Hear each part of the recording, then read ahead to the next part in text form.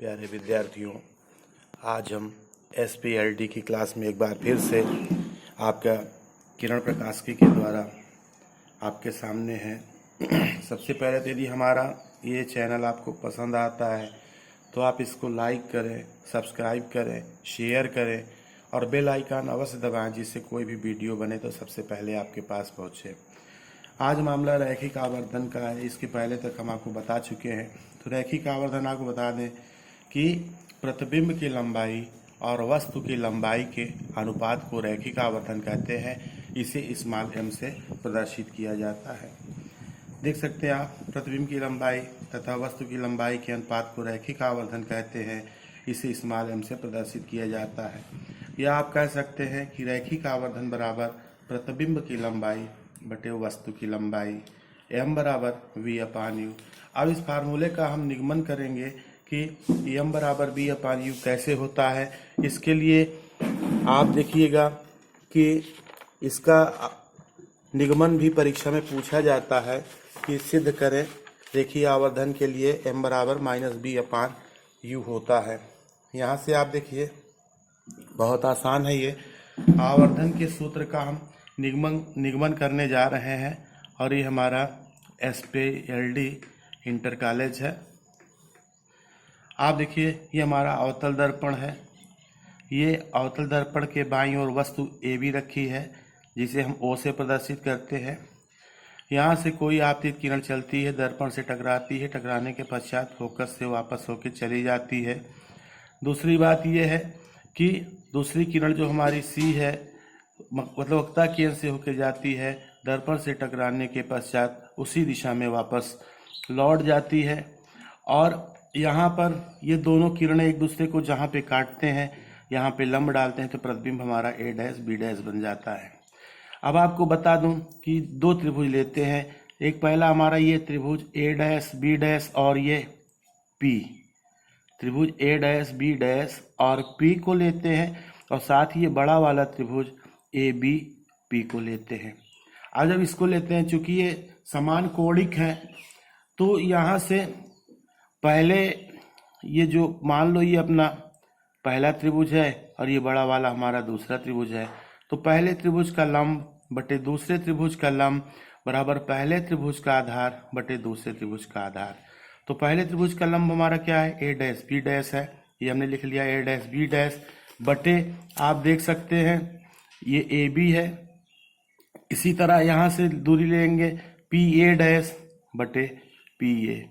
अब आप चिन्ह परिपाटी से देखिए, ये जो आपकी दूरी है PA' यानी ये प्रतिबिंब की बात कर रहा है। दर्पण के ध्रुव से प्रतिबिंब की दूरी को हम V से प्रदर्शित करते हैं। ये देखिए आपका V हो गया, लेकिन चूंकि ये दर्पण के बाईं ओर है इसलिए -V हो जाएगा, क्योंकि आपतित किरण के विपरीत दिशा में नापी गई दूरी ऋणात्मक होती है। बात हम PA की करें तो ये हमारा P दर्पण का ध्रुव है, A यहाँ पर वस्तु रखी है, तो दर्पण के ध्रुव से वस्तु तक की दूरी को हम U कहते हैं। चूंकि AB ध्रुव के बाईं ओर है इसलिए -U हो जाएगा। AB आपका वस्तु है, ऊपर की ओर रखी है, तो ऊपर की ओर रखी चीजें धनात्मक होती हैं और नीचे की ओर रखी चीजें ऋणात्मक होती हैं। तो AB हमारा वस्तु है, ये धनात्मक हो जाएगा, जिसे हम O से प्रदर्शित करते हैं, O फॉर ऑब्जेक्ट। और A', B' ये हमारा प्रतिबिंब बन रहा है, इसे हम I से प्रदर्शित करते हैं। इमेज चूंकि नीचे की ओर है इसलिए आपका -I हो जाएगा। अब ये सारे मान जितने दिए इनको समीकरण नंबर 1 में उठा के रख देते हैं। जब 1 में रखते हैं तो आप देखिए A', B' दिया है जो कि -I है, बटे है, बटे लगा दिया। AB आप देख सकते हैं O है, फिर बराबर का चिन्ह है, बराबर का चिन्ह लगा दिया। फिर लिखा है PA' हमारा -B है, बटे है, और फिर PA हमारा -U है। आप देखिए माइनस से माइनस कैंसिल हो गया, तो I बटे O बराबर -B बटा U बन गया। और यही आवर्धन होता है, तो आवर्धन को M से लिखते हैं, तो M बराबर हमारा हो गया I बटे O बराबर -B बटा U। इस तरह से एक बहुत मोस्ट इंपॉर्टेंट फार्मूला है जो कि परीक्षा में पूछा जाता है। अमूमन कई बुक्स में आप देखेंगे तो बड़ा टेढ़ा मेढ़ा रहता है, समझ में नहीं आता है, इसलिए मेरा प्रयास था कि अच्छे से अच्छा किया जाए। इसके अलावा कुछ और छोटी छोटी बातें, जैसे समतल दर्पण का उपयोग हम कहाँ करते हैं। देखिए, सबसे पहली बात तो समतल दर्पण का उपयोग हम चेहरे को देखने में करते हैं, जहाँ खड़े होकर बाल झाड़ते हैं जिस शीशे में, वो समतल दर्पण होता है। दूसरी बात, इसका उपयोग ड्रेसिंग टेबलों में किया जाता है। ड्रेसिंग टेबल आप समझ सकते हैं कि जो बड़े वाले टेबल होते हैं जिनमें बड़े बड़े कांच के शीशे लगे होते हैं, जिनको देख करके हम लोग वही सब बाल झाड़ने का काम करते हैं। तीसरी बात, इसका उपयोग हम प्रकाश की किरणों के पथ को मोड़ने में भी करते हैं।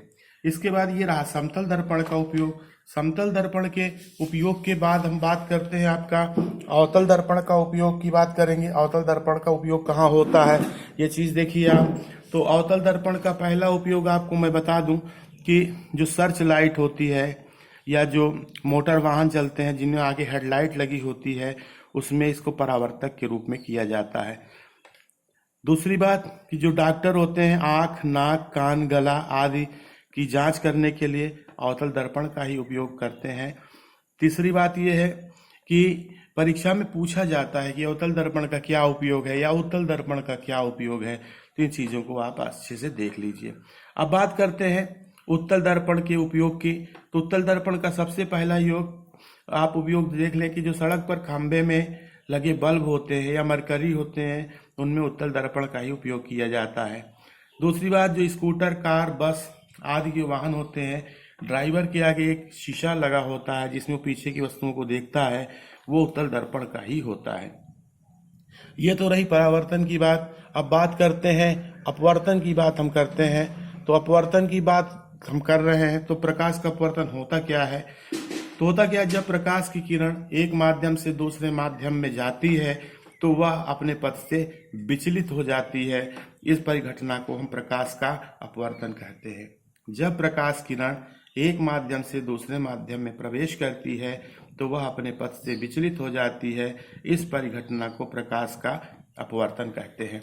जैसे देख लीजिए, मान लीजिए ये है, ये आपका ये अभिलंब है। ये जैसे कोई प्रकाश की किरण यहाँ पर आई, यहाँ से आने के पश्चात वो अपने पथ से विचलित हो जाएगी, या तो थोड़ा अभिलंब की ओर झुक के आएगी या थोड़ा अभिलंब से बाहर चली जाएगी। तो ये आपका जो है प्रकाश का अपवर्तन कहलाता है। ध्यान रखिएगा कि इसमें दर्पण नहीं होता है, इसमें किसी प्रकार की कोई कलाई नहीं होती है, तो तब जाकर के इसमें ये ऐसे प्रकाश का अपवर्तन होता है। या दूसरी बात कह सकते हैं कि माध्यम बदल जाने के कारण प्रकाश किरणों का अपने पथ से विचलित हो जाना प्रकाश का अपवर्तन कहलाता है। आगे चलते हैं। अब सवाल एक आया, माध्यम। सबसे पहली बात, ये छोटी छोटी बातों का जानना बहुत जरूरी है। माध्यम क्या होता है, ये बात हमको समझना पड़ेगा कि माध्यम किसे कहते हैं। तो माध्यम की अगर हम बात करें तो जिन पदार्थों में से प्रकाश संचरित हो जाता है उन्हें हम माध्यम कहते हैं। और माध्यम हमारे दो प्रकार के होते हैं, एक विरल माध्यम, एक सघन माध्यम। नाम से ही स्पष्ट है, विरल का मतलब मान ले थोड़ा दूर दूर, विरल दूर दूर। सघन का मतलब घना हुआ, जैसे वायु आपका विरल माध्यम हो गया। कांच में से देखिए कुछ घना घना होता है ना, उतना प्रकाश तो नहीं आता है। तो ये विरल का मतलब दूर दूर, सघन का मतलब घना घना, ऐसा आप अपनी भाषा में समझ सकते हैं। तो बात करें विरल माध्यम की, तो विरल माध्यम क्या होता है कि जिस माध्यम का प्रकाशीय घनत्व तुलनात्मक रूप से कम होता है। गौर से सुनिएगा, जिस माध्यम का प्रकाशीय घनत्व तुलनात्मक रूप से कम होता है उसे विरल माध्यम कहते हैं। जैसे कांच की तुलना में वायु विरल माध्यम है। क्लियर बात। दूसरी बात, सघन माध्यम, जिस माध्यम का प्रकाशीय घनत्व तुलनात्मक रूप से अधिक होता है उसे सघन माध्यम कहते हैं। जैसे वायु की तुलना में कांच सघन माध्यम है, वायु की तुलना में कांच सघन माध्यम है। अगर उल्टा इसको बोल दो तो कांच की तुलना में वायु विरल माध्यम हो जाता है। अब बात करते हैं कि प्रकाश किरण का विरल माध्यम से सघन माध्यम में अपवर्तन क्या होता है। तो जब प्रकाश किरण विरल माध्यम से सघन माध्यम में प्रवेश करती है, देखिए एक बनाया गया है डायग्राम हल्का सा, ये ऊपर विरल माध्यम है, नीचे सघन माध्यम है। तो जब प्रकाश किरण विरल माध्यम से सघन माध्यम में प्रवेश करती है तो वो अभिलंब की ओर झुक जाती है। इस स्थिति में आपतन कोण अपवर्तन कोण बड़ा होता है। दूसरी बात आपको बताऊं, जब प्रकाश की किरण का सघन माध्यम से विरल माध्यम में अपवर्तन होता है तब क्या होता है?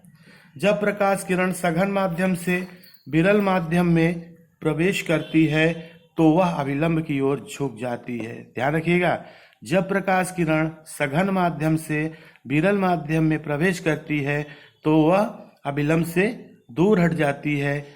इस स्थिति में आपतन कोण सदैव अपवर्तन कोण से छोटा होता है।